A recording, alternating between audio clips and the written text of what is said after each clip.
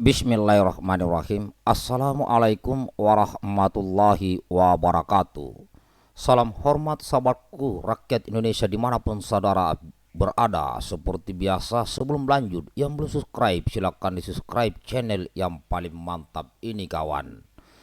Nah, ini keseruan selama ini ya Pak Luhut dengan Pak Asar nih ya. Kita coba sedikit dulu dalami.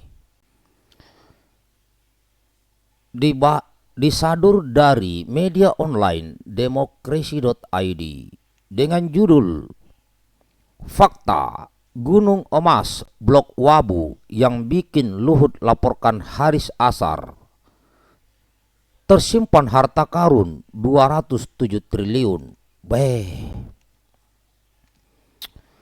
Demokrasi.id, Menteri Koordinator Bidang Kemaritiman dan Investasi Luhut Binsar Panjaitan melaporkan Direktur Lokataru Haris Asar dan Koordinator Kontras Fatia Maulida ke Polda Metro Jaya Rabu tanggal 23 September 2021 atas dugaan pencemaran nama baik.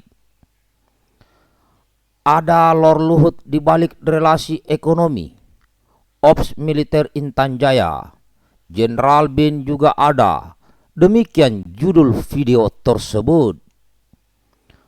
Fatia mengatakan PT Tobacom Del Mandiri, anak usaha Toba Sejahtera Group yang sahamnya dimiliki oleh Pak Luhut, bermain dalam bisnis tambang di Papua.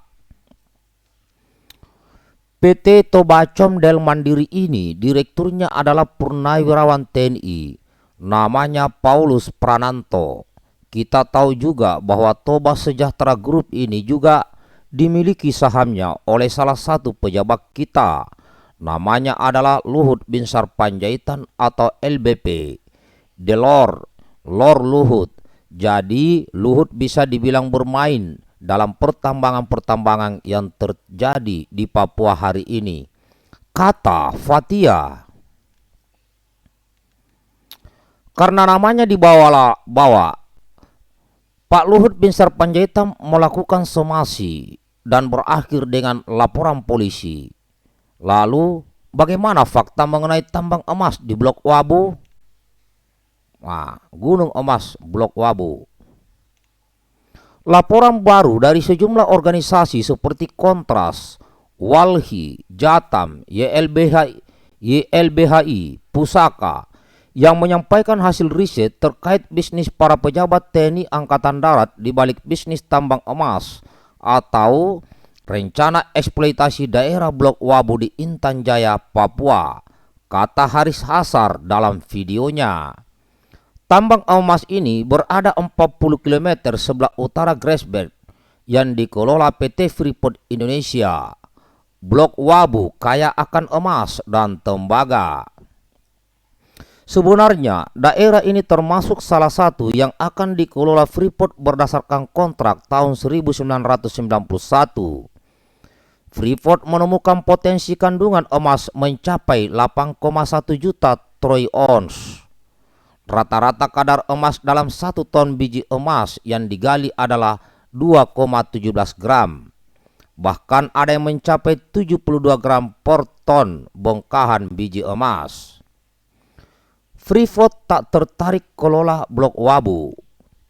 Namun, Freeport tak menggarap Blok Wabu ini padahal sudah menghabiskan 170 juta US dollar untuk eksplorasi dan lebih memilih fokus menggarap Grassberg.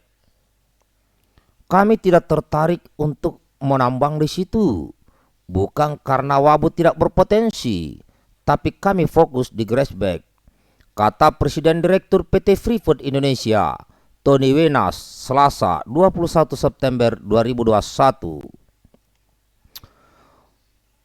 Ulangi, 2018 ya. 2021 kali ya. Blok Wabu akhirnya resmi kembali kepada pemerintah Indonesia pada tanggal 21 September 2018 saat perpanjangan izin Freeport hingga 2031.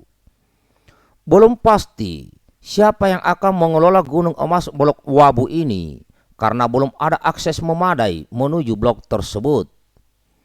Padahal potensi sumber daya emas Blok Wabu yang mencapai 8,1 juta troy ounce itu adalah 14,289 miliar US dollar atau 207,19 triliun rupiah, kurs dolar 14.500 rupiah per dolar. Namun dikabarkan ada sejumlah perusahaan yang akan mendapatkan konsesi untuk mengeksploitasi gunung emas Blok Wabu. Nah, demikian sahabatku informasi terkait masalah Blok Wabu. Nah, di sini saya ada pendapat lah sedikit. Ini Blok Wabu kalau memang banyak emas di sana, ya daripada dikelola bangsa asing, ya kan, daripada investornya dari bangsa asing, ya lebih baik dikelola oleh bangsa sendiri, investornya bangsa sendiri. Nah, di sini tidak saya bermaksud membela Pak Luhut. Selama ini saya banyak kritik habis-habisan Pak Luhut. Tapi dalam hal Blok Wabu, saya senang dan bangga jika yang memiliki saham itu adalah orang Indonesia. Nah, di sana sisa dikembangkan. Ya, sisa dikembangkan. Yang penting orang Indonesia, bukan bangsa asing.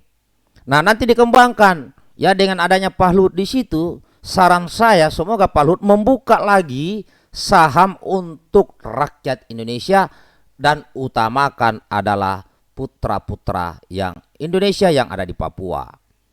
Daripada kita punya tambang dikelola oleh bangsa asing, lebih baik bangsa sendiri. Nah, sekarang yang punya duit silakan bergabung. Ya, dalam hal ini ya saya setuju kalau Pak Luhut mau nanam saham di situ dan ajak pengusaha lain dan ajak rakyat Indonesia. Ya kan? Yang punya duit biar emas itu kita tambang sendiri, investornya dari kita. Kalau ini saya melihatnya bagus. Ya, bagus. Hanya perlu ditambahkan bahwa pemilik saham di sana juga dibuka untuk rakyat Indonesia dan lebih khususnya lagi adalah warga negara Indonesia yang berdomisili di Papua. Nah, ini mantap kawan. Ya, daripada investor dari luar negeri, uang lari ke luar negeri. Kalau investornya orang Indonesia, paling tidak uangnya berputar di dalam negara kita, maka rupiah akan semakin kuat. Kalau saya melihatnya itu kawan. Ya, ini bagus. Jadi kalau saya yang begini-begini, masalah sumber daya alam dari dulu memang sebaiknya warga negara Indonesia yang punya duit bersatulah kalian, bukalah di situ tambang, utamakan rakyat Indonesia yang bekerja di situ. Syukur-syukur melibatkan rakyat Indonesia sebagai investor, buka slot atau buka ruang, buka kamar kosong agar rakyat Indonesia bisa menanam saham di situ. Itu cakep dan itu mantap. Sip. Terima kasih kawan, bagikan videonya. Assalamualaikum warahmatullahi wabarakatuh. Salam sejahtera buat kita semuanya.